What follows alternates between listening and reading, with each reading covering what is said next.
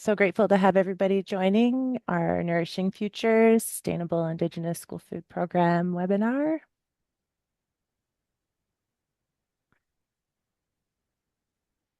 My name's Sue Ann, and I'm joining from beautiful Amakastanaha.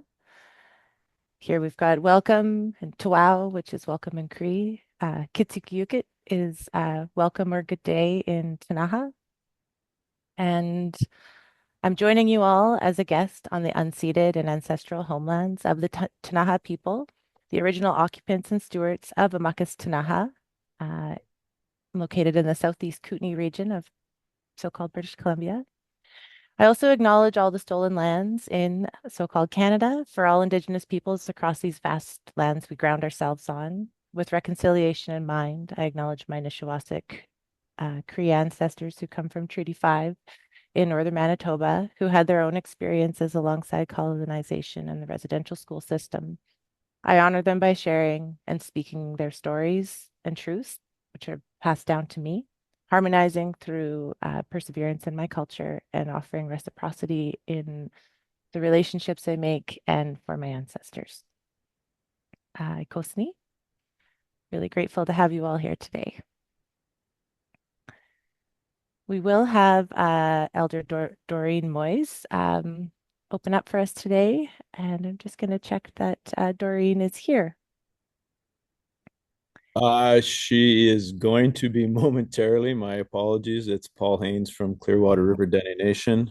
She's with some young kids and will be in the room hopefully any minute. I'll Okay. let you know as soon as she walks in. I don't know how we can stall exactly, but I'm expecting her any minute now. I just talked to Okay. her on the phone. Well, I'll just ask everybody. I see some folks are telling us where they're from in the chat. So please let us know who you are and where you're coming from today. It'd be great to see that. And um, yeah, I guess for a moment, I'll just put this up and kind of see what's happening today. Um, we'll be discussing three First Nation schools, their stories and experiences alongside their successes and challenges with their school food programs. And there will be a Q&A at the end. And yeah, we'll have an opportunity to listen to everybody's stories. And if you could just make sure your mics are off during the presentations, that would be great.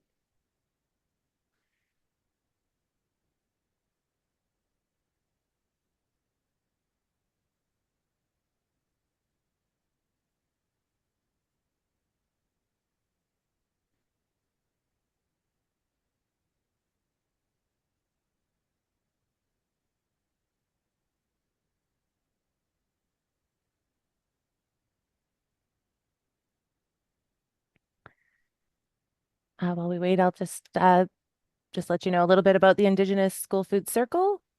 Um, it's an initiative which started and co-hosted with the Coalition for Healthy School Food, Farm to Cafeteria Canada, and Canadian Feed the Children. It was established to inform how the coalition advocates for funding for school food programs in Indigenous communities and for Indigenous students, and to support the replication, networking, and sharing of best practices among those who are coordinating and supporting school food programs in Indigenous communities and for students.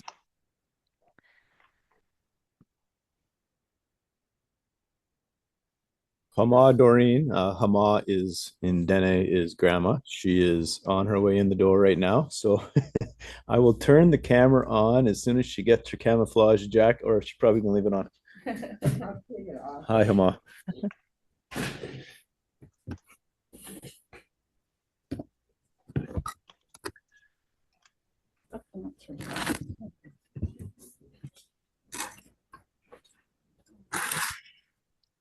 There you go. Okay, so I start now? Sure. Okay. Anse Doreen, welcome. And I appreciate being in this group. But anyway, I'm going to be saying a prayer in my own language. It's for strength, body, mind, and soul. So I'll start right now. just sit at the out here, just sit on it, no, let's ask you. It's ja gonzer, se new, se ja tiu, se ja new, se tiu, se tayin, se e now and ernan se, do tinek and then a paus now wadi, it articosik undin, leoticot in there. To best the truth, that is the truth, best that you. Thank you, merci.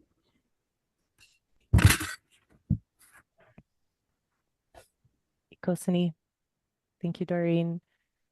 I will let you know that Doreen is a respected elder who lives in the Clearwater River Dene Nation. She's worked for many years with school and communities teaching in both the schools and outdoors. She has a passion for traditional medicines, often preparing them for others to use, and she's full-time working with students on land-based education program. So I meant to say that before, but just to let you know a little bit of who you are. So thank you so much, Doreen, for welcoming us today into the space.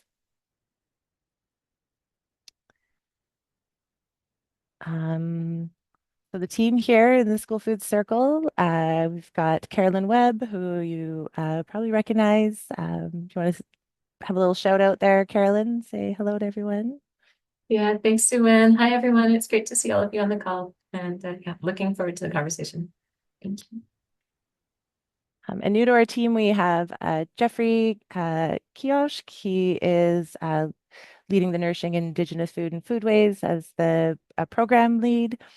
I'm not sure if you're here right now, Jeff, but if you are, please just say hello. Don't see Jeff right now. Okay, no worries. And yeah, so it's our team. We're all within Farm to Cafeteria and the Coalition for Healthy School Food. Today we have Brady Weiler from Massachusetts Education Schools Commission, Tammy Shakotko from Meadow Lake Tribal Council, and Bryce Ross from Skeetchison Community School. These will go in that order today as well for their speaking. And I'll just briefly introduce Brady. Brady brings over 40 years of food service and hospitality experience, accompanied by a unique skill set. Raised in Edmonton, he developed an interest in food and cooking at an early age, progressing to popcorn guy at the Coliseum and taking all 3 years of high school work experience consecutively at the Four Seasons Hotel in Edmonton, leading to full-time offer of apprenticeship. After completing his apprenticeship, Brady went on to be executive chef in the Cayman Islands. Upon returning to Canada, he took on an interest in a catering company, then changed to front of house for 3 years as convention services manager. This journey led Brady to open a Pipestone food company at the age of 31 in Wetaskiwin, Alberta, operating for 17 years as a fine dining restaurant, Irish pub, and caterer. Museum food service, and 5 seasons of food service at the local golf club. Brady's relationship with MESC was facilitated as a vendor supplying meat from a local Hutterite colony. As an industry professional, he was curious and skeptical of the claims that the program was feeding kids for under $1 per day. In 2019, the director at the time reached out with an offer to join the Universal School Food Strategy team, and today he's the director of this amazing program. Tawau, welcome, Brady.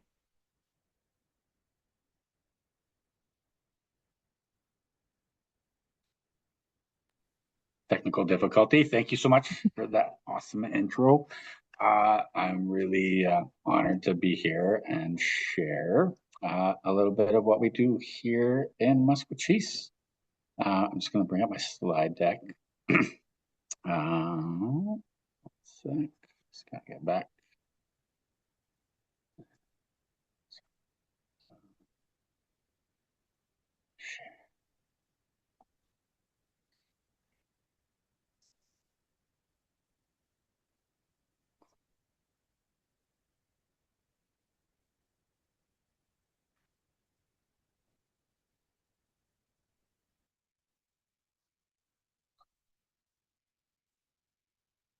All right.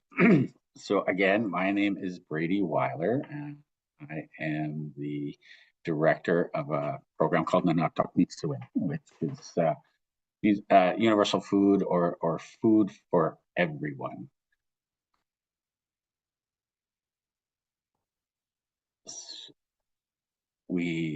Sorry, I just had a little, I was trying to click and talk at the same time. I apologize.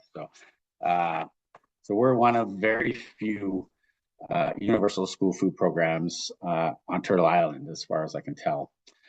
We provide whole food-based meals from scratch at no cost to our Wasaka students from kindergarten to grade 12 or their families. We have 30 full-time staff that provide these nutrient-dense meals, breakfast, lunch, and 2 snacks a day, with most everything made from scratch. These are made available daily to over 2,100 students, roughly closer to 2,200 last year, and a little bit increase in population this year. We also allow the staff to eat with the kids. So there's 500, a good percentage of them take part in that. And these meals are cooked out of 7 kitchens and delivered to 10 schools. Pretty close to $25,000, 25,000 meals per week. The program started in 2012. So the principal and the superintendent identified a need for nutritious food available to kids. There was just too many hungry kids. So they put together a program with a really ambitious school foods teacher and the help of 30 students. And they were able to knock out lunch and breakfast for a little over 300 students per day and staff. That progressed to the kindergarten next door the following year. And so they were feeding approximately 500 to 700 students in that model. 2018 MESC was formed. So that is all of the schools of the 4 nations of Muskogee put their strengths together and created MESC, Muskogee Educational Schools Commission.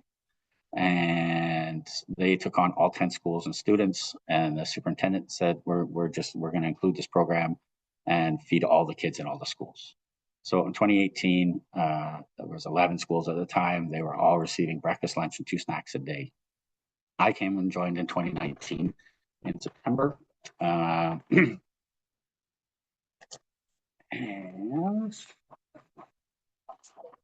originally I came on as the warehouse coordinator. So, we were, purchasing, distribution, and sorry, I get a little stage fright once in a while, but I'll be okay in just a second.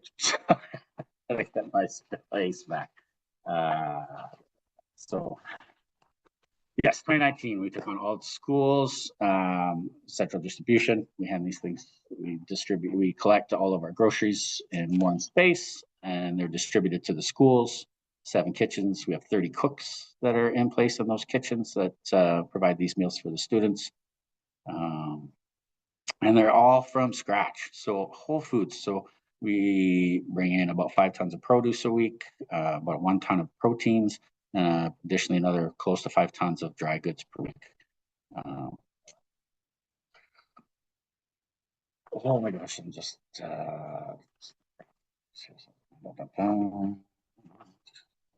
okay, so it's going to back up. So we do provide 25,000 meals a week. We also provide field trip lunches. Up to 8,000 field trip lunches were provided last year for students that went on field trips.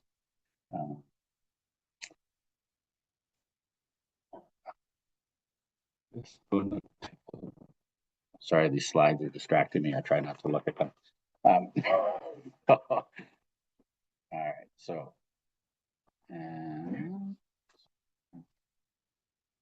So, yes, scratch cooking. Sorry, I'm just getting a little anxiety. I'll get over it. So, yes, the Nanatucket Mitsuen whole school food program, providing schools to meals to 10 schools. Whole food program. We have a central warehouse. We basically control our costs by buying in volume. We have our own trucks. We pick up 90% of our goods and bring them back. That enables vendors to kind of sharpen their pencils and give us the best value that's possible. Kind of going back to the timeline, we did have, as I said, I joined in 2019, and then in 2020, the reset came along. So everybody was told to stay home. Not a lot of grocery stores on the reserve. Our students were still getting homework, and we decided that we would use our budget. 20% of the population were students, so we took our budget, and we bought potatoes for $5 and sold them for $4 kind of thing. So we subsidized these foods and meals for the nation throughout the pandemic. And then when school came back, we had to feed our kids, but with all the restrictions, we had to come up with alternatives. So we couldn't use our dishes. We had to come up with disposables and things like that. So that was a real challenge. So some menu challenges there.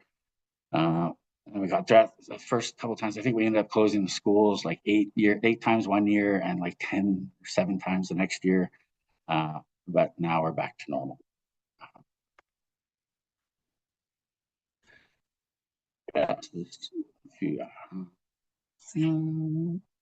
Disposable containers were a real issue. So we ended up, I looked on the box and said they're made in China. So I reached out to a supplier from China, and we had 1 million pieces of disposable containers delivered to us for about 6 cents. And the average cost before that, buying them in Canada, was over $1 per day.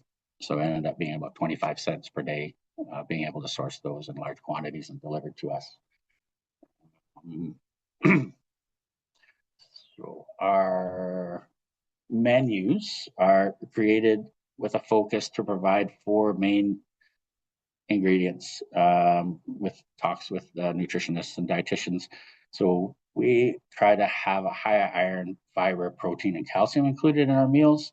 And when I say calcium, a lot of people think, well, a lot of people, Indigenous people have a real intolerance to lactose. So we actually only use about 100 milliliters or less per person per week of actual milk, and that's just with a little bit of cereal. We tend to focus on things like heavy cream that has high fat, low lactose, aged cheeses that, again, don't have much lactose in them. And those 4 things are what the students and what they need to develop healthy, strong bodies. And the one thing that really kind of created the need for this is, it's a community-based organization, our schools. We're a not-profit house of education and learning, and these children are in our charge from 8 o'clock in the morning until 3 in the afternoon. And if you have somebody in your care for that long and you're the only one having lunch and snacks, it's just not right. So it's not a socioeconomic response. It's not just a thing because it feels good. It's a social community and a community obligation to provide what's best for these kids while they're in our charge. And MESC has owned that responsibility. Our program is part of the school program. Like it's basically part of the curriculum. We don't charge our students. We don't seek funding. We don't reach out for grants. We have a budget, and we just really try to stick to it. And so far we're doing pretty good. We have had some challenges with inflation, like everybody else has, but we've somehow managed to adjust. And a big part of that, keeping our costs down, is we've developed a really amazing local food system. Like, we are blessed to be about 15 minutes away from a Hutterite colony that operates a federally EU and USDA inspected meat processing facility. So, and they're basically our neighbors. We also in Musqueam have supported and are now just really good customers of a indoor greens operation in the Montana First Nation. So they provide us with in excess of 100 pounds of fresh leafy greens per week that are literally grown 15 minutes away. So incredibly fresh, incredibly nutrient dense, and our students really love them, and we really appreciate them. We also deal with farmers off reserve. So S4 greenhouses in Lacombe, Alberta, they provide us with tomatoes and peppers and cucumbers. And some of those items are now available year round. Great relationship there, and we're grateful for that. As you can see, these apples, we've also developed a relationship with an orchard in Summerland, BC, J&J Farms there on the side of the box. We started out, we bought about 8 of these big wooden bins that you see there of apples for our wasak, and we managed to distribute them in quite a short period of time. So that relationship today has grown to, we now buy the entire orchard of apples. And we just received in the last few weeks, 26,000 pounds of apples that we keep in a refrigerated sea can at 1 degree Celsius. And those apples will last us well after spring break. And just amazing. That turned out to be almost a it's between $20,000 and $30,000 savings, depending on the harvest and the commodity price at the time of year. So those apples that typically would cost us up to $2 a pound from a wholesaler, we get them landed for about 75 cents a pound when they get here. So huge savings. That's one of the key factors that helped us adjust with inflation. Was just trying to find out ways where we could, shorten the logistics chain a little more direct, and it's paid off in spades. The other thing is we really, our gathering areas, we don't really call them cafeterias anymore. But our gathering areas are a place where we can celebrate Wakotowin, which is kinship and sharing. Our classrooms could be the largest, our gathering areas could have the potential to be the largest classrooms in our schools. And Canada Food Guide professes that sharing your meal is important with your family and friends is as important as the nutrition that comes from there. Which is a really big thing. And with students and staff dining together, actually lessens some social issues that were happening at lunchtime. It's just it's an amazing program. And sort of our cost to operate per day is just over $6 all in, and our food cost has gone up at our highest. Now it's $1.98 per day, and the reason that we can keep our costs down is central warehousing. So we have about a 3,500 square foot warehouse with walk-in freezers and refrigerators. We can keep about 10 days worth of food when we're fully stocked for distribution to the schools. We have a fleet of our own vehicles. We have 7 vehicles, 24-foot international tandem with a refrigerated box. We've got 2 smaller Isuzus with refrigeration and lifts for distributing to the schools. We have a couple of vans that we use to move food from the larger kitchens that go to the smaller kitchens.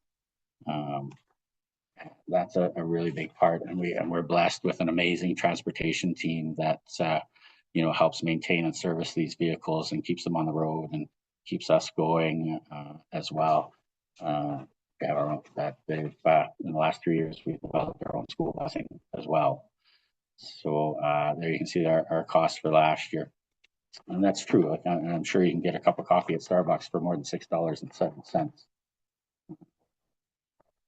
Yeah, so other things that we've got coming down the pipe. So we're going to be the second nations in Alberta to offer a wild meat program. So in the coming weeks, we hope to be able to send out hunters to harvest moose meats and potentially elk for our students to be served wild meat once a week in the program. We developed the last 2 years we worked on an apiary, so we have bees that we're keeping and producing honey. To date, we've produced probably just under 1,000 pounds of honey for the program. Next year, we'll add more hives, and with a hope to have an excess of 1 ton of extra honey to be able to share and trade with staff, students, community members, and possibly other nations. So, and those are some pretty cool things. And you know, and their costs are reasonable, I think. You know, a lot of people have a hard time understanding, but it's just sheer volume. Some other things we kind of that we do fruit, snacks, beverages to our offices. We fill hamper requests on occasion for at-risk students and their families, just a little bit of a helping hand. We also collect, compact, and recycle an average of 1.5 tons of cardboard per month. And a good portion of that comes from our program, just with box, everything comes in a box. We provide meetings, food service for smaller meetings and events within MESC. We also have something that we're still celebrating, and two of our cooks have actually completed their journeyman's Red Seal certification within our program and graduated in June of this year. So there are two trained professionals from within the community that are here to share the skill sets with their fellow teammates and students. And we've actually that inspired three more of our team members to begin their apprenticeship journey, and they're currently taking their first year training 1 day a week at Red Deer Polytech in Red Deer. So and that's most of that. So talking about hires. Yeah, so and with the honey, sorry, I'm going a little bit back and forth. So our goal is to be able to replace like 50 to 70% of the refined sugars that we're using within the school in our baking and our sauces and anywhere that we can substitute it, we certainly will. You know, honey is an amazing project for us just because we can do it here on reserve. There's minimal inputs. You know, there's a little bit of a startup cost for the hives and the equipment, but the biggest investment after that is time, and we have that. So it's a low footprint, and you know, once we kind of learn the tricks of the apiary world, it's going to pay off in spades. And hopefully we can inspire other people in our community here to maybe take up beekeeping on their own and add to that, which would be incredible. Mm-hmm.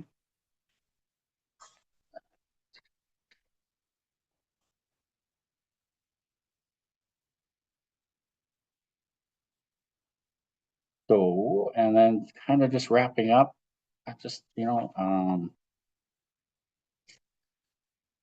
again, you know, school food programs like MESC is the best example of a community owning the responsibility to provide, you know, much needed nutrition for students who are the future leaders, and while they're in our charge throughout their educational journey from, you know, and it shouldn't ever be a concern.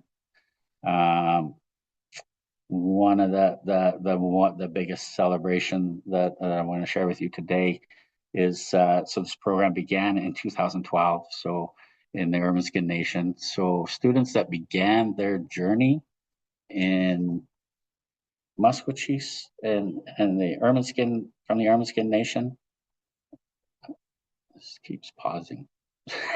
Sorry. So these kids that started their these kids that began their journey in Ermineskin in 2012 with the schools are going to graduate in 2025, and they're going to be the first kids in the nation that will have never known what it's like to be hungry at school, and that's just an amazing thing, and we just hope to be able to share enough of what we do and inspire other communities to do the same, and own that responsibility for their students.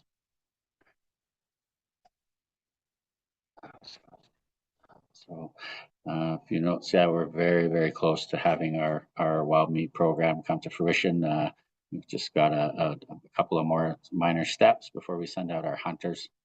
And this program was developed in KTC by a really nice guy named Cliff Gladue that went and did all of the hard work with ISC and Indian Affairs and local wildlife and health authorities to be able to offer wild meat to students in our schools. Basically, constructed from the Indigenous right to hunt um, and exercising treaty. And yeah, it's just a wonderful thing. And we're super proud to be the next people to offer this to our students. So that being said, I can say with confidence that food security has been addressed within our schools. There's lots more work to be done so that we feel better about when they're not with us. And food sovereignty is our goal. We've finished up, or not, we've just recently created a new role within our department. So Vern Sylvester is now our Indigenous food sovereignty facilitator. And basically, in a nutshell, we're hoping to take treaty off the poster and put it into practice, being able to exercise trade routes and and travel and sharing within treaty to to share with land-based learning with our Awasak and create relationships with other nations and just hopefully continue this thing that we're doing and share it with you all. So that being Wow. said, thank you so much for listening to my, I got a little off track on occasion, but I apologize for that. I'm not the best speaker, but I really love my job.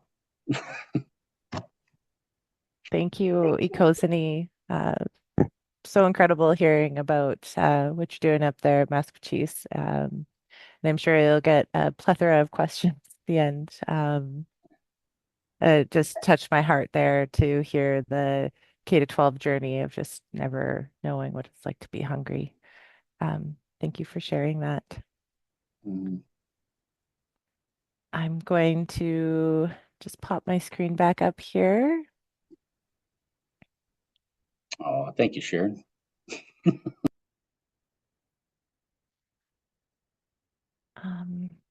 Yeah, again, thank you, Brady. And our next speaker today is Tammy Shekako, and she's with, as I will just give you a brief introduction for Tammy. Um, she is a settler and is grateful to work, live, and play in the traditional and territorial lands of Treaties 6, 8, and 10, and on the homelands of the Métis. She lives in the Lake area of Saskatchewan and works as a dietitian with the Meadow Lake Tribal Council. Tammy has worked with the health program over 20 years, and of this has spent 2 years working as a project manager for the School Food Development Project, a collaboration amongst University of Saskatchewan, Saskatoon Public Schools, and Meadow Lake Tribal Council Education. Tammy is especially interested in contributing and learning more about food sovereignty and community health and well-being. She's passionate about all things related to food, and she and her husband are proud parents to 3 children, and they enjoy a variety of active pursuits together, including hobby beekeeping, gardening, cooking, canning, hiking, canoeing, and foraging. And they've lived in the Meadow Lake area for the past 23 years. Wow, welcome, Tammy. Thank you very much. Yeah, and thank you to Doreen for the opening today. That was just a nice way to start. So I'm going to get us started. I'm going to just share my screen here. And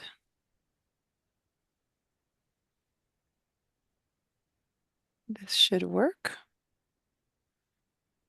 All right. So I just want to acknowledge this. We're calling the project MLTC School Buffalo Harvest just because that's what we started calling it at the beginning. But the idea was to generally collaborate with any school that wanted to participate in a buffalo harvest because we identified a need to sort of open the door to more traditional and local land-based foods into the school environment, but also knowing that hunting might put a lot of pressure onto the local ecosystem. So the buffalo kind of presented a nice opportunity for us to go for a farmed animal that was also available because it was Flying Dust First Nation has their own local herd. So it was a nice collaboration between the Flying Dust First Nation community as well as the schools who initiated contact with us saying they wanted to participate. So we have 3 schools that said they wanted to participate out of 9 Meadow Lake First Nation schools that are part of the Meadow Lake Tribal Council. And we were really grateful for everybody coming together and helping to plan and organize this. So by no means can I take any credit for this. It's a true collaboration among our partnership. Um, Now it's not letting me advance my slides. Hang on.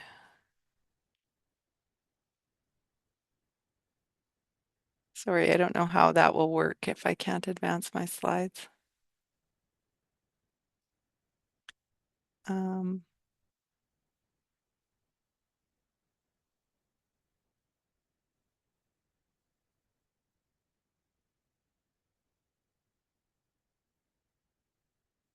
I'll try this method.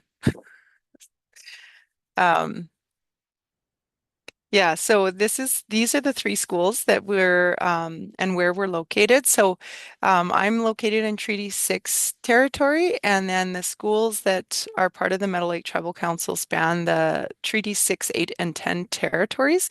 So you can see the very top arrow is Clearwater River School, and they are co-presenting with me today. So we'll introduce them and their crew after this introduction.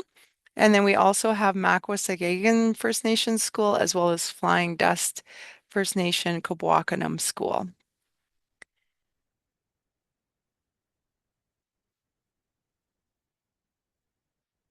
Okay. So what we were looking at is trying to make sure that we're keeping in mind some of the pillars of food sovereignty, but also some of the characteristics of effective school food programs.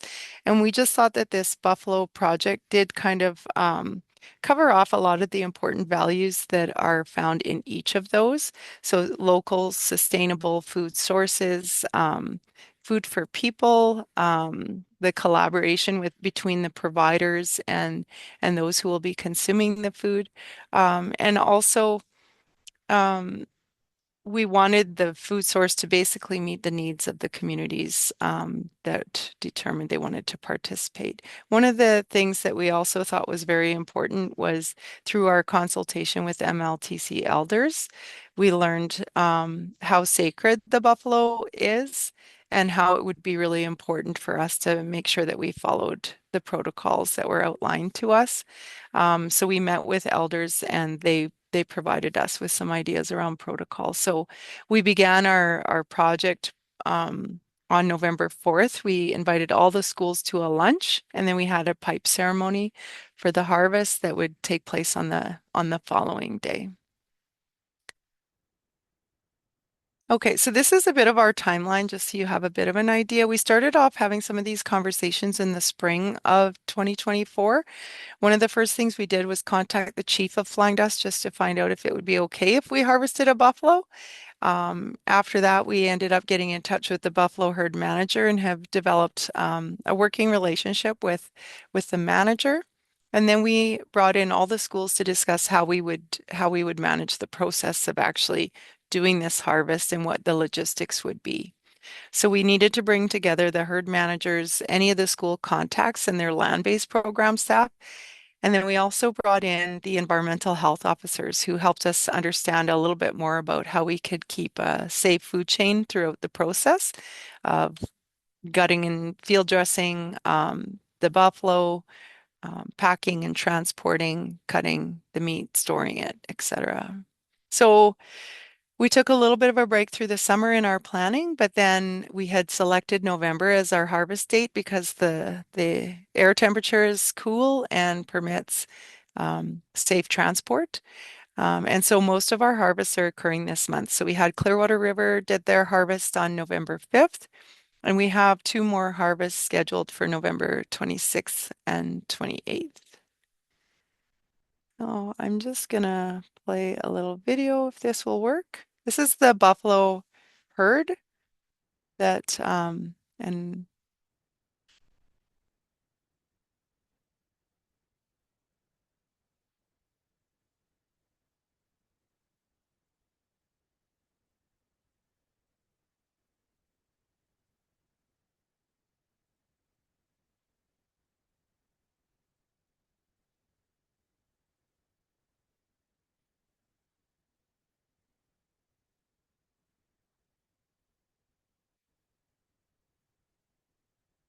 Okay, so this is the Clearwater River Dene Nation School Harvest. So we had two of the Clearwater River elders join us. One of them was Doreen Moise, who provided our welcome this morning. And we also had three staff participating from the school. So that's Frana Moise, Paul Haynes, and Brian Morgan. And they're pictured there. I'll just show you very briefly the Clearwater River harvest that it took place on November 5th. And then on November 6th was the community meat cutting. The school got involved and the kids came through the class. And this was this was what some of the images looked like there. So I'm going to turn it over to Paul, Frana, and Brian. I'll let you guys take over from here. And I'll just kind of advance the slides as you signal me to do that. Thanks, Tammy. Good day, everyone. We're part of the team in Clearwater River Dene Nation that run the land-based education program. I show you the sons in the background. I'll let Oops. introduce yourself. Hi, I'm Frana Moise. I've been here for 2 years teaching outdoor program with Paul and JJ and the elders. Hi, my name is Doreen Moise. I've been with the school for maybe 14 years now, but with the land base, it's mostly coming to 2 years. Hey everybody, Brian Morgan. I've been with the school I think going on 22 years or so, and I teach the Northern Lifestyles high school program. I also run most of the practical and applied arts in the school, but the Northern Lifestyles is on the land programming that I've been. It's a locally developed high school program that I was part of doing the rehash of a few years back, and we've been running it now for probably going on 10 years. So it's a big part of what I do and a big part of getting the schools back on the land. And I'm Paul Haynes. I've been here with the school for 24 years, and I'm part of the team that does the land-based education. And so we're just going to quickly touch base on some of the things we do because it's so interconnected with what Tammy brought to us. In her presentation, she mentioned that she doesn't deserve any credit. Well, that's not true at all. She did bring all of this together for us. She introduced the concept to us. Maybe Tammy, we'll go back to the first slide if you can. I'm having some technical difficulties. I'm going to get there. Hang on. So anyways, Tammy introduced the concept, and what we do with our program is we work with nursery to 12 with cultural and traditional activities, trying to focus on kids getting in the outdoors, working on their mental health and their physical health, and keeping traditions and cultural practices going. And in doing so, we do harvest a lot of what around here people might call country foods that we bring back to the school. So if we look at this slide here, perfect, Tammy, thank you. This was the week before the bison hunt. This is right before ice up at a place called Garson Lake. It's actually divided in half roughly by the Alberta border. We're very close to Fort McMurray here on the western side of Saskatchewan. So Garson Lake was where this community historically started. It used to be known as Whitefish Lake. And Frana, who just introduced herself, her family has a traditional cabin there, and we take the kids there a couple times a year. And they're involved with everything, start to finish. So setting the net, checking the net, cleaning the fish, as you can see in the photo, cooking some whitefish while we're there. And then you can see the smokehouse where the whitefish are drying and being smoked. And then we bring the fish back to the school. Everything we harvest is, trying to involve the kids with the entire process, teaching them skills, life skills, work ethic, talking about, just being out in the outdoors and nature and enjoying the mental health aspects of being out there. So that was a fantastic week before the bison hunt. We had, I can't remember how many students out there, but well over 100 over the course of 5 days. And they participated in that whole process. And I'm going to pass it off to Brian, who can address the next slide. Yeah, so Northern Lifestyle is the class I teach, and those are some of the younger kids you saw in that recent slide. We were out there picking blueberries. So I think that what we do a lot in the school is we take seasonal opportunities, and that's very much a lifestyle thing. So if it's a season of blueberry picking, we take the classes out, whether it be my high school class or Paul and Frana, JJ, and the Hamas taking all the younger kids out harvesting the blueberries. And there is opportunity for those students to take some of those blueberries home, but we're also taking those blueberries back to the school. Classes are using those within their classroom environments.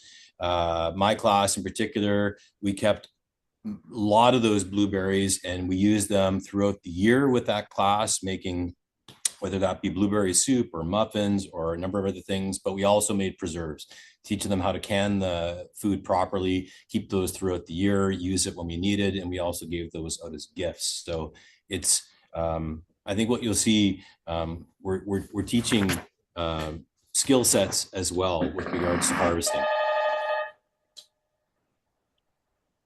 There was a couple photos of a student with the snowshoe hare there that he had harvested during, it was his first snowshoe hare during our whitefish camp, dry fish camp. Whenever we go out, we're always taking students with firearms with us, and students are harvesting. It could be, grouse or chickens, or as you'll see coming up, other things as well. So that was a pretty proud moment for him. This is a spring canoe camp, fishing camp. I'll let Brian address this one as well. Just quickly mentioning with regards to Paul said, with regards to harvesting with firearms and whatnot. So the class I teach, Northern Lifestyles, I put all my students through the Saskatchewan firearm safety course. Paul teaches the possession acquisition license course. So that kind of puts you at ease there, just so you understand that concept. So I usually run a fall moose camp in conjunction with the culture program. We don't always successfully get a moose, but the goal is to go out there and teach them that skill set as well. And there's usually fishing and snaring for rabbits and so forth, setting net. This was our spring camp where we taught the kids canoeing skills as part of my program, but then we also taught them fishing skills, from learning how to tie proper knots to use a rod and reel properly, how to troll around on a lake, catch and release fish, as well as clean fish and then keep them properly. And we brought them all back to the school, and they're going to be used for all sorts of different things. These ones in particular we kept, and we're going to actually show them how to smoke them in the next little while, because they're just tiny little trout. So that's what you're seeing right here. We have brook trout and rainbow trout on those lakes. Great days of fishing. And yeah, we also were at another lake there catching some awesome jackfish from shore. I can't see where we were here, but yeah, fishing skills again, teaching them that skill set and harvesting some, but not harvesting everything. We're also putting back in the lake sometimes as well, showing them some conservation skills. So on this slide, you can see Fran preparing the shore lunch. In the background, the elder is our other elder that works with us with Doreen. Her name is Pauline. She's not here at the moment, but you can see the chairs in a circle. We always open up every activity in the outdoors with our students with a group talk, a prayer. One of the elders will say a prayer about the land, where we're at, maybe a bit of history of where we are in our territory here. And then we'll have a safety talk, and we'll talk about the day. So we have a gathering each time we go out, which really, once again, helps with the kids' mental health, just talking about life in general. Go ahead, Tammy, you can switch slides, please. So this is a different camp. We have cabins about 130 kilometers north of here. We are the last community in the northwest of Saskatchewan, really, that you can drive to. And then you go another 130 kilometers and we have cabins. This is on a lake called Preston Lake. So these fish were caught. We take the kids in the fall time and we set net, and they will catch anywhere from lake trout to walleye to jackfish to Mariah suckers. And we take them back to camp. Kids clean them up with us and the elders. And you can see another elder we work with on the left-hand side of your screen is Rose. Grandma Rose is cooking out on the outdoor fire there. Everything we do is involving kids. That what she's cooking on was Frana's husband worked on it with with a couple students making that. Everything we try to do is getting the kids involved, teaching them work ethic and good life skills. So that there is Preston Lake at our fall fish camp. This next slide, this is a tradition. That creek you can see the kids standing in runs right through our community. So it's been used for, I would assume, thousands upon thousands of years. It is a major fish spawning running creek. So every year we take the kids to the creek and we teach them to harvest the male fish only. We let, when the fish come out, the kids can check for eggs and they release the fish. So what they do is we go in the bush, cut a pole, tie a rabbit snare on it, and the kids stand in the water and wait for the fish to swim by, and they snare them just like they would have in the old days. Mind you, the snares would have been made with willow bark or spruce root or something different, but we use typical rabbit snares. And the kids each get to take enough home to feed their family. And we usually bring some back to the school for a fish fry as well. And once again, we're doing it. We have the talk with the kids where, you know what, there's a few thousand people living here now. So there's a lot more pressure on that creek system than it would have been maybe 150 years ago or so. So we do it with conservation in mind, teach the kids about conservation. Like I said, releasing all the spawning females and only keeping some males. I'll let Brian speak to the next slide. Yeah, and I like to double down on that concept of conservation. It's really starting to grow with regards to everything that we're doing. I think the word is spreading, and education is a big part of that. So this was back to we were actually a day checking net through the ice and showing kids how to clean whitefish. And I think Paul and Frana had just come back. And I think Fran's dad called us and said there was a few moose that they had shot. And so we got everything gathered together. And again, we put a van full of kids, all sorted with warm clothing. And we went right back out into the bush. And we took that opportunity to show the kids how to clean the moose. And the moose were donated back to the school. And after cleaning all moose with the kids, back to school it went. And we cleaned some there, cleaned it back at the school, and everything ended up back into the school to be used for school meals and school program and so forth. So another great opportunity to go from bush right to plate as far as, you know, traditional food. So pretty cool opportunity teaching that whole skill set again and really knowing where your food is coming from. So kind of really the big focus of us is, again, I said not to be repetitive, but it's that lifestyle, teaching them the lifestyle and making sure that they're learning it and understanding it. It's a big part of what we do. You can kind of see through the pictures how much we enjoy it. So that next slide there, just quickly, that's our winter, same place, Garson Lake on the Saskatchewan-Alberta border, but in the winter, checking net through the ice, going out by skidoos, back to the wall tent, kids harvesting the fish and then cleaning the fish, making dry fish. Enough said there, I guess. We can go to the next slide, Tammy, please. Thank you. And I'm going to let Hama speak to this one because she is our traditional medicine expert. Okay, this one we were collecting red root with the students, and we usually harvest those in August, but I think we did this one in September. But the red root has been we've been using it ever since I could remember. Like at the moment, since I started remembering was when I was 2 years old, so I'm 74.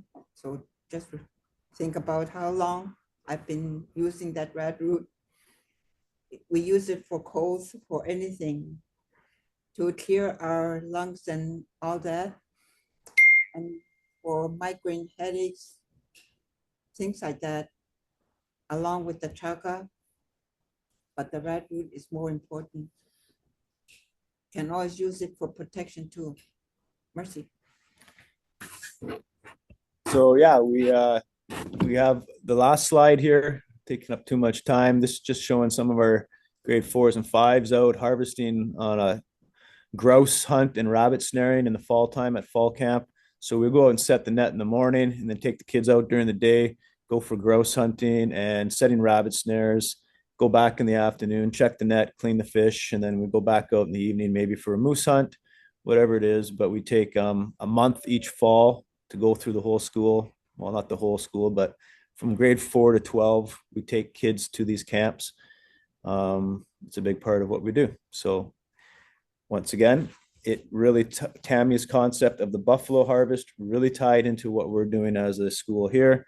So thank you to Tammy for including us with the opportunity for that bison harvest. We had probably 100 people in our room cleaning that bison. That's how many kids were interested in it. And now it's all in the freezer so that we can feed our students. So once again, thank you very much, Tammy. Thanks.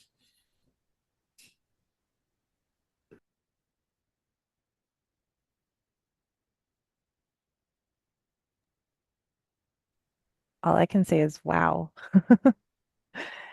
Um, I'm always floored to learn about all these things that are happening and how it's reaching the students and really those like hands-on experiences because that's what stays with us. Um, was there anything else to add with the presentation there, Tammy? I really No, appreciate that's you. it. I think it's just really interesting to see how a concept like a buffalo harvest can tie into an overall greater project like the ones that are really um, doing so well in schools already. The land-based programs are incredible and they provide so much opportunity. So So incredible, and thank you for bringing the team to share. I feel I'm very excited to see what this looks like, in other schools down the road. So I'm sure you'll yeah, like it. thanks for inviting us very much. Go, Sydney. I'm going to share my screen one more time here. And I will introduce Bryce. Bryce is of English Italian ancestry, born in Edmonton, raised in Oakville, Ontario, and now resides in Cache Creek, BC, on the unceded territory of the Secwepemc people. He began his post-secondary educational journey at Vancouver Island University, graduating from the education program in 2010. He has worked in and for the Tadul Lake First Nation, Fort Nelson First Nation, and is currently working for Skeetcheston Indian Band as the principal of the community school. In this role, he manages the day-to-day dynamics of a school environment, tackling passion projects to enrich the learning atmosphere and working side by side with the school board to meet the mission and school growth plans. Over the last 5 years, Bryce has garnered experience with making capital projects come to fruition whilst navigating unique obstacles along the way. And he looks forward to sharing his aha moments with you. So welcome to Wow, Bryce. Cooks Jam Suan and Lata Swentwin Hawaii Bryce in Squest. Good morning, everyone. I am Bryce, and I am highly regretting not doing a PowerPoint. Um, and following those last two presentations, you guys did really well and set an incredibly high bar. Kind of wish I went first. Anyways, here's a little bit more about me. Just an average cisgender white dude, married with children. Here's a picture of my family. Didn't do a PowerPoint, so I gotta hold it. I was raised in Ontario, moved to BC in 2005. I graduated from Vancouver Island University in 2010. I've been in education for 14 years. I love how dynamic this profession is. Passion projects get me out of bed. Also, I was approached to present a mini presentation on our current food sovereignty journey here at Skeetcheston Community School, our setbacks, obstacles that we've encountered along the way, what we'd like to see change in regards to funding, and where we're going next. I've been working for Skeetcheston for about 5.5 years now. The community is roughly 35 kilometers west of Kamloops in the beautiful Deadman Valley. The geography here is absolutely gorgeous. A desert oasis where I don't need to experience 13 months of winter. Rolling hills peppered with coniferous trees and valley floors that host the Deadman Creek, merging with the mighty Thompson River. I just love it here. You can go to the next slide there, Suan. So I took some of these next few pictures just with my iPhone 14. I'm not a photographer, okay? So on our school property, We have a raised garden bed, which we're looking at, food forest, root cellar, language culture camp, and school barn. The next few pictures are going to highlight our garden area. So our intention, our overall intention with our garden area here is to get students and community members involved with hands-on learning, working towards their own food and nutrition security. They're learning about growing plants from seed in our greenhouse, which you just saw on the next slide, to companion planting them in raised garden beds, which you see right now. Students are engaged with the life cycle of many different vegetables and flowers, along with how to save seeds for planting again next year. Our food forest shows how a variety, actually, I don't know if you can click to our food forest there. Goes up the hill. Yeah. I apologize. I took a lot of these pictures in fall here, so it's not as, it doesn't look as bountiful as it does in spring. But our food forest here shows how a variety of perennial plants can best grow together and complement each other, increasing biodiversity and resilience in the food system. We're maintaining the soil health with manure and mulch from the barn animals, which I'll talk about a little bit later. And the root cellar is enabling us to store food and seeds from our garden over the winter months. Students are able to participate in how our food goes from seed to our plates in the sustainable food system. You can go to our next slide, to our language and culture camp. Oh, it has our barn too, great. Our language and culture camp is composed of a tanning shack, a smokehouse, and a pit house. It's where our language and culture teacher gets to deliver some of their lessons, but it's also another authentic on-the-land learning facility which acts as part of this bigger system. This is a place where traditional oral stories are shared, food is had, and laughter is shared. The vision is that community members will share the animals they hunt. The students and community can learn about skinning and tanning hides in the tanning shack, brining meat, and then smoking it in the smokehouse, and then sharing all of these experiences in our beautiful pit house. I didn't really have any opportunity to run around to get more pictures of inside the pit house, but if you see on the far right there, that is a traditional winter home, a Hiistin, known in Skecheston. As you know, Skecheston people, Secwepemc people were earth dwellers. The center picture, you'll see on the left of our center picture, that's our tanning shack, and on our right, that's our smokehouse. Our newest on-the-land learning facility is our school barn. With this addition, our intent is to teach animal husbandry and the symbiotic relationship between farming and gardening.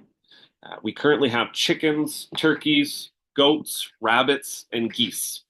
We get our students in the barn getting their hands dirty and doing all the hard work.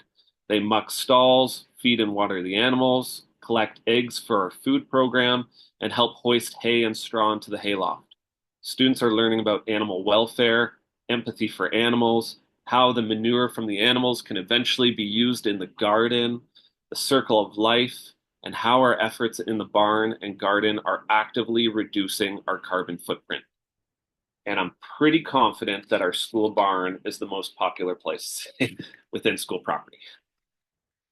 Now, I don't have a next slide or any other pictures to really accompany this, but I was kind of tasked with also discussing some of our obstacles and setbacks along this journey. So some of the obstacles that we faced thus far are probably similar experience to those of other communities. Climate catastrophes have delayed the completion of all of our projects that I have reviewed. In the last 5 years, our community has been hit by fires, floods, and landslides. Actually, the landslide happened on school property. It took out our school field. Also, when we have to deal with these catastrophes, it takes away our people power to make projects come to fruition.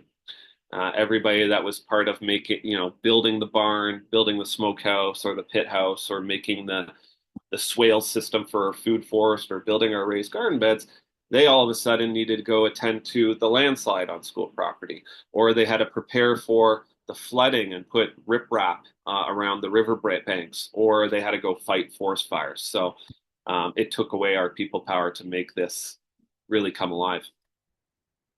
I mean, we got there eventually, it just delayed the project. In regards to our food, forest, and garden project in particular, we've had continuous irrigation issues, which have been the bane of my existence. You can't really grow food without water, and the cost to remedy that is significant. Also, a lot of these problems that we can encounter need to be tackled from the side of my desk. Doesn't matter if I have a jam-packed day, I need to find the time to address and resolve the issues. All of these projects have cost an arm and a leg to make come to fruition. I've written proposals. Other departmental staff have written proposals. This process can be incredibly time consuming. I was talking about that with Sue Ann the other day.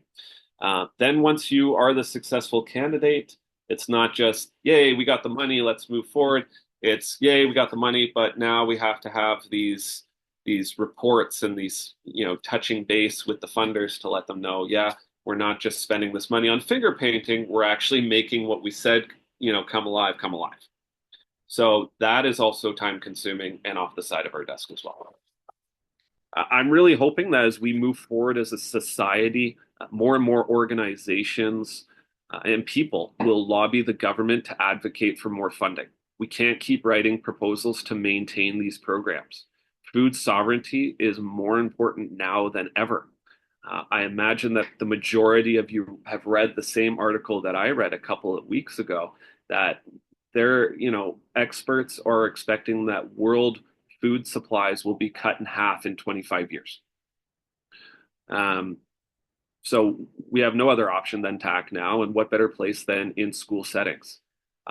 It can't be, the principal and teachers and educational assistants cannot act as farmers on the side. We need to create jobs for this to teach this out actively in our schools. And it's a relief and it's refreshing to see these other communities share their stories today and do this hard work. But I won't finish off with doom and gloom about where we're going to be at in 25 years. I'll kind of finish off where we hope to be in the next few years. We are currently working on a food processing hub that's, if you went back a couple of pictures, it's on the other side of the fence for where our food forest is. There, you can see it in the, go back one. You see it in the distance. It's, okay, if you look at the picture on the right with the stairs and up on the hill there, that is our food processing hub. It's about 80% done. It's essentially an outside kitchen and pavilion area where community and students can gather and, learn different techniques, jamming sessions and pickling sessions, and share stories and have fun as a community and learn about these skills that we've lost over the years. And the other area that we would like to venture into is similar to the first presenter, but we would like to get beehives. I think that would be really neat for our students. Well, I guess this is kind of back to doom and gloom, but I think the average age of a beekeeper is close to 60 years old. So some of these professions that are tied to food sovereignty, the people that are kind of safeguarding that right now and keeping that knowledge, they're getting older. So we need to encourage this next generation to take the torch. But that's kind of our story at Skeetcheston. Thank you so much, Bryce. That was so nice to just kind of hear what's happening and how kids are being involved, and just really, how important food is and bringing together that sense of community. So thank you for sharing. And just a big thank you to all of our speakers today. It's been amazing just hearing what's happening on the ground, and I'm sure it inspired some ideas for everyone on what you could be doing in the school food programs that you're working with and within. So I'm going to stop sharing my screen for a minute. And I know Carolyn's been kind of keeping an eye in the comment section there, and we'll just kind of open it up to the Q&A part. Yeah, it's just been so great hearing everybody. So I will pass it over to you, Carolyn, if you don't mind. Thanks so much, Sue-Ann. Just, yeah, invite folks to put more questions in. We had two questions during Brady's presentation. One might have been covered actually, but someone was, Brady, really interested in learning more about how Musk have worked around existing regulations around food safety, specifically for your upcoming wild meat program. And if you can share a little bit more about how you've made that possible. And then the other question for you, Brady, was if you're comfortable sharing, what kind of budget does it take to run your full program?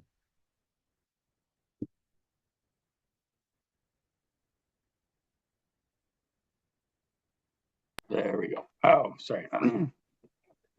I have no problem answering either of those questions. Just make sure my, I think I'm in the dark. And to expand this so that I can turn on my camera. Hello, there we go.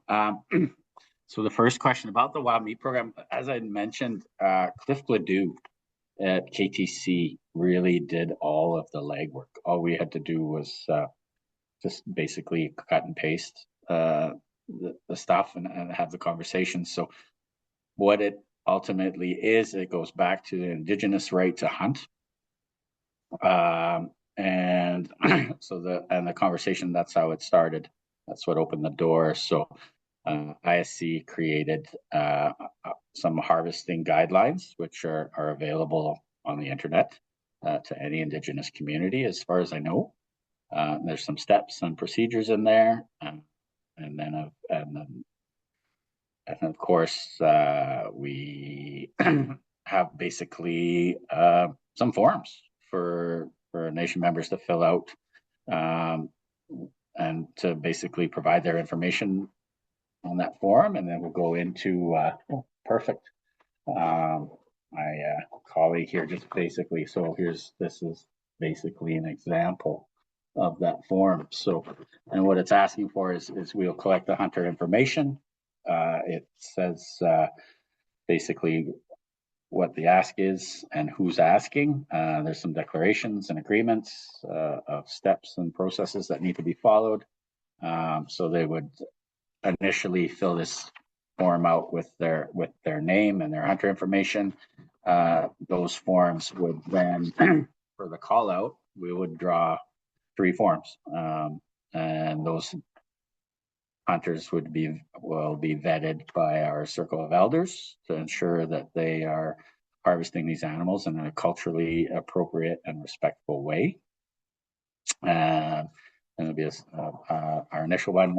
Like I said, we're just getting through our last steps, so there would be a little bit of ceremony, and then these guys would be sent out into the field, and then they would harvest that meat with other steps and involve temperature recording and photographs and before and after of the site where the animal was harvested.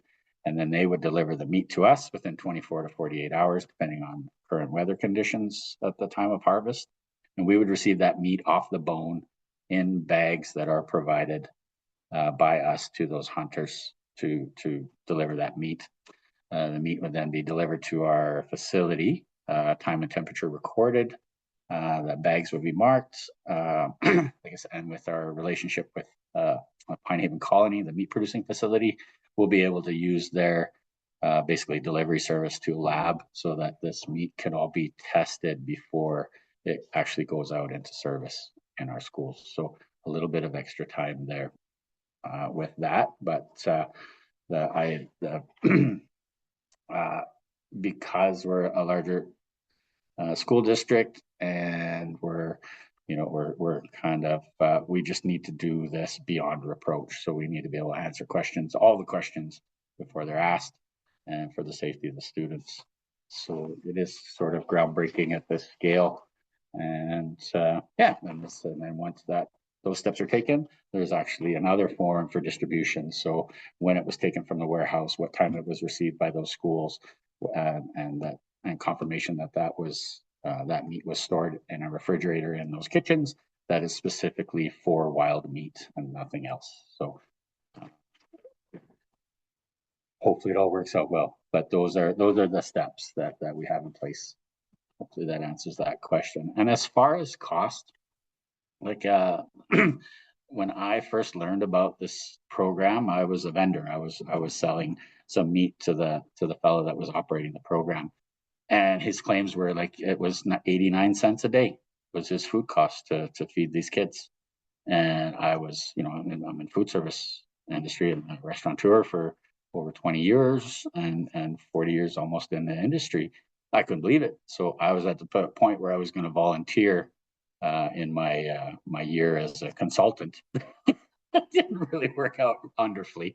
So I was literally about to call this guy, and within an hour of telling that to my friend, they reached out and said, "Hey, there's a position we'd really love for you to apply for it." So I applied for that position, and I was not the successful candidate. So, but after kind of reviewing my skill set, they said, "Well, just be patient. We're going to create a job for you." I'm getting a little way from the costing, but at that point, that the food cost was under 90 cents a day for just based on sheer volume. And the reason that was achieved was just by sheer volume. Like you can go to the store and see the price per kilo, but when you're into the nitty gritty of it, you're able to negotiate things by the metric ton. Our cost to operate this program, I can honestly is just under $900,000 per year is the cost of food. The entire program, and then the program in its entirety. Last year's budget was $2.2 million, and we just squeaked in underneath that. So that breaks down to $900 and change per student per year. That's it's less than $100 a month for literally breakfast, lunch, and 2 snacks every day. And that being said, very there's often most times if there's a student that wants a second portion, they can just come up and get it. Salad bars, we only offer one meal per day, one choice of the hot meal per day, but we have salad bars that have a minimum of 5 choices, from whole fruit to tossed or Caesar salad, spinach salad, potato salad, pasta salad. It's in there. So we do offer choices, and that's basically it. Like at $6 and change per day, that's our cost. Hopefully that answers both questions. Yeah, it does. Thank you so much, Brady, for all those details. And I think that either Scott or Clifford would have shared the forms with us before, and so I know people are quite interested in the details of the form and the steps and stuff. And so yeah. So yeah. and the challenge I think is going to be able to harvest this food and present it in a culturally appropriate but in a familiar way, so that students will be able to engage a little bit easier. So some of our kids just haven't had wild meat, so it's pretty exciting. Yeah, thank you so much. Yeah, we can either try to dig up the forms again. I know folks are quite interested, or Brady, do you have links at hand that you could put in the chat? If not, we can follow up with you after about the steps that you talked about. Thank you so much. We have a quick question from Emily, interested in the buffalo harvest, asking to share the web page. Emily, did you mean a contact information for Tammy or a website? Maybe you can clarify, and then Tammy, you can reach out to Emily about that. We have another question that was in the chat. I'm wondering if the schools that are receiving food programs and engaging in harvesting and hunting activities are community-based schools. Thanks for sharing your email, Tammy. Desiree, do you have any clarification about what you mean by community-based schools?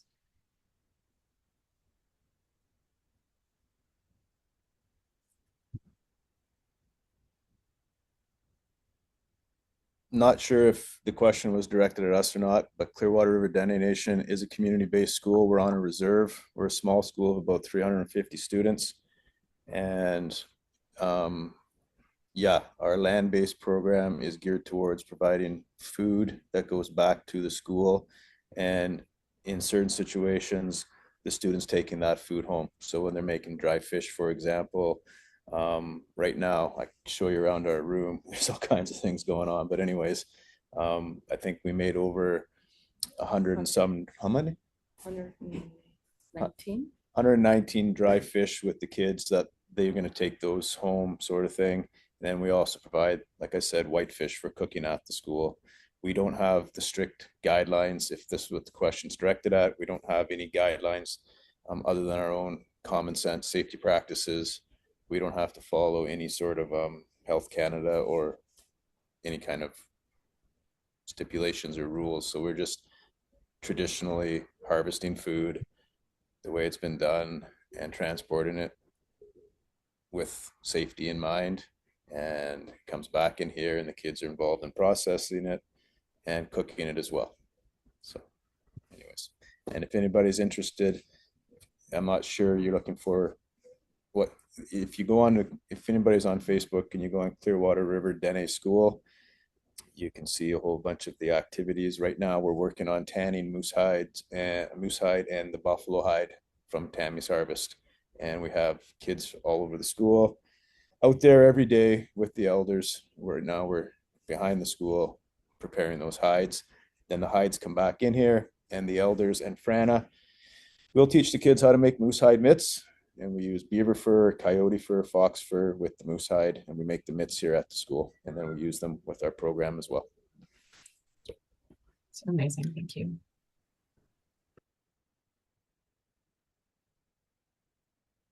I see there's a hand up there. Jamie? Yeah, thank you. I want to thank the three presenters that shared on their programs and their projects. There's pretty amazing work going on. First and foremost, I wanted to acknowledge your three programs.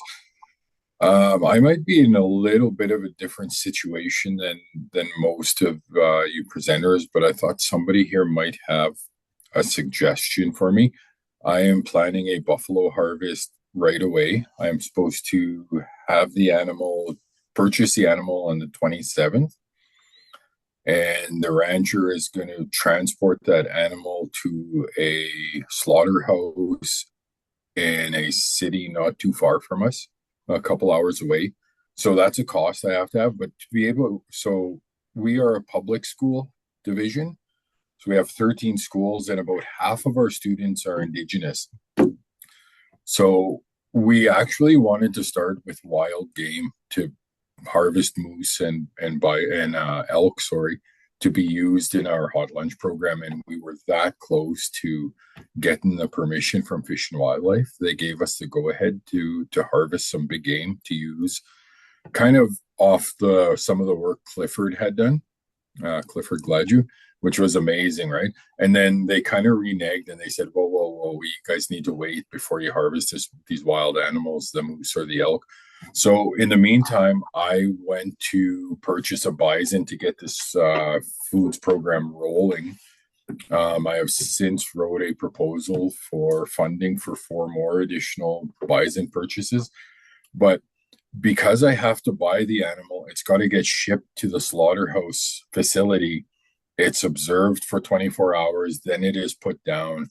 Then that slaughterhouse does the skinning, the gutting, the quartering of the animal, and then they hang it for a day before they'll put their stamp of inspection approval on that meat for it to be used in public consumption, right? For our hot lunch program, basically. And I think because we're a public school, that might be the only way to do it, unless somebody has other ideas or suggestions on how to get this animal inspected to be used in public consumption in our hot lunch program without going through these steps. Because I would much rather go out to the bison ranchers, put down the animal ourselves, gut it ourselves, skin it ourselves, and have that whole harvest teaching experience. But now I'm kind of limited to bringing in a quartered animal, and kids can only butcher the end package of meat, right? So that's kind of what I'm looking for, some suggestions around that. and maybe a suggestion on how to kind of leverage our Fish and Wildlife Department to allow us to utilize moose and elk for students that aren't all First Nation students. I might just jump in here a little bit. So what I understood was that you can have wild game used in facilities, and there are stipulations. Like from what I understand, you have to have demonstrated that your process is safe. So, the traditional methods of field dressing have been proven safe over centuries, and so it is considered safe methodology. And so I think as long as you know your hunter, you know their process, um, you can also document the place and location where the hunt occurred, just taking some information in case there was an issue that you can sort of figure out and isolate certain meat in your freezer and you kind of know where it comes from.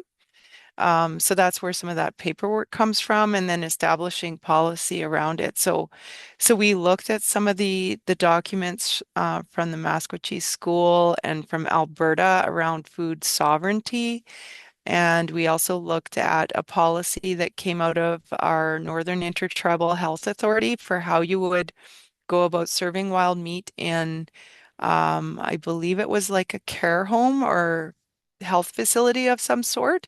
And so we looked at some of those in sort of our conversations with our environmental health officers who are similar to food inspectors, but there are some outlined procedures for doing field harvest and then um, and tracking it. So one of the stipulations is also that when you serve it, that you identify what it is and that you also have an alternative meat so that not everybody has to have it. So there are ways to kind of learn about how to do that process.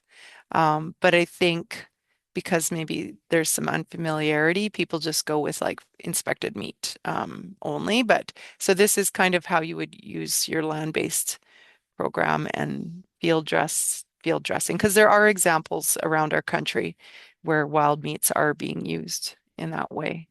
And we don't want policy to get in the way. We just want to make sure food is safe for students and community members. And it might be different on reserve as well.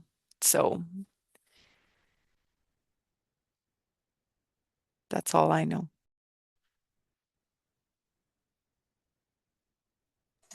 Thank you for that. I know the Fish and Wildlife officer probably regrets giving us this little kind of a loophole. And he said, you can serve wild game as long as it's a community gathering, is what he kind of let slip. So as long as we're bringing in an elder and bringing in a few people from the communities, they come in. This is now a gathering. It's a traditional teaching, almost like a ceremony kind of thing. Then there's nothing they can do to kind of prevent us from serving wild game, I think. So that is a little bit of a loophole, but I want to kind of not constantly use the loophole, right? I want to develop ways and means, procedures to be able to do this, one without breaking harvesting laws, right?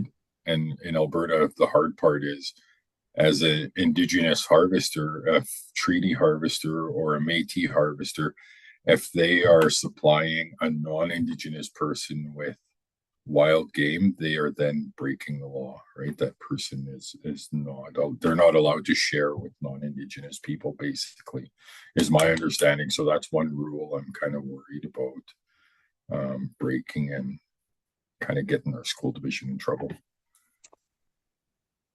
Or the harvester for that matter.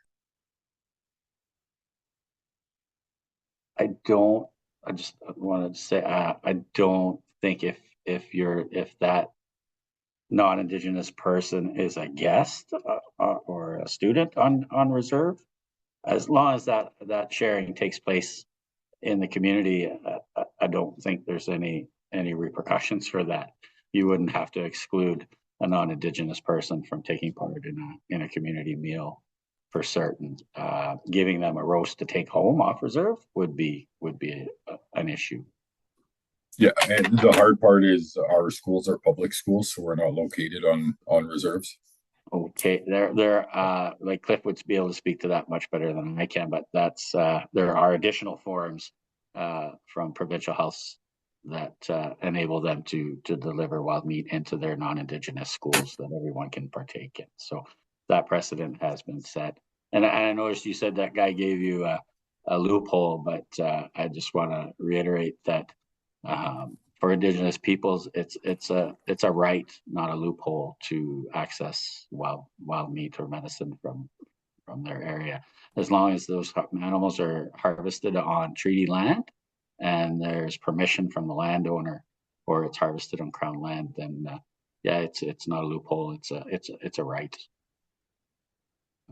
Thank you for that. I put my email in the chat if anybody has any resources or any direction they can point me to start finding out where I can find the information. Yeah. I did see somebody put Natalie Corno's. Sounds like he's the board. Yeah, I want to just say, Jamie, it's Shelley here, crack from Haida Gwaii, and we've been serving deer in our schools for about a decade. This week we've had our kids butchering, skinning, butchering, and processing, cooking, and eating deer for the last month because it's deer season right now. And I know Elizabeth Moore is on the call, but we've met with conservation about 4 times over the years, and the thing that every time helps us get through that legislation is Elizabeth Moore, like having an Indigenous person at the table, because the Wildlife Act that rule that we're breaking all the time is compensation for the deer. So there's money transaction with the deer. It's against the Wildlife Act.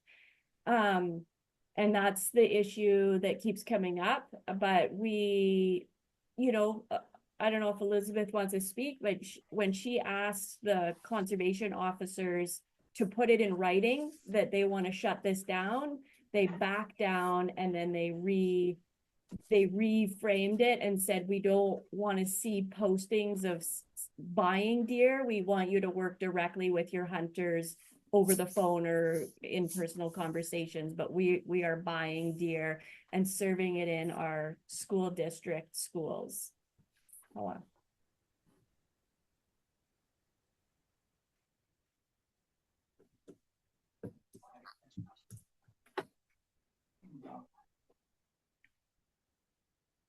Okay, thank you for that. I appreciate it.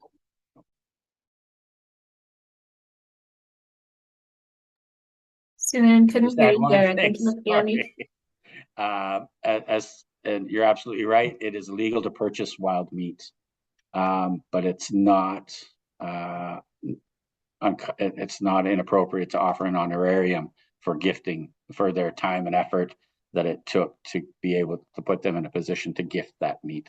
So our forms actually state that meat is gifted without any compensation required. But we do offer an honorarium to the hunters and potentially a helper to make certain that things are done correctly.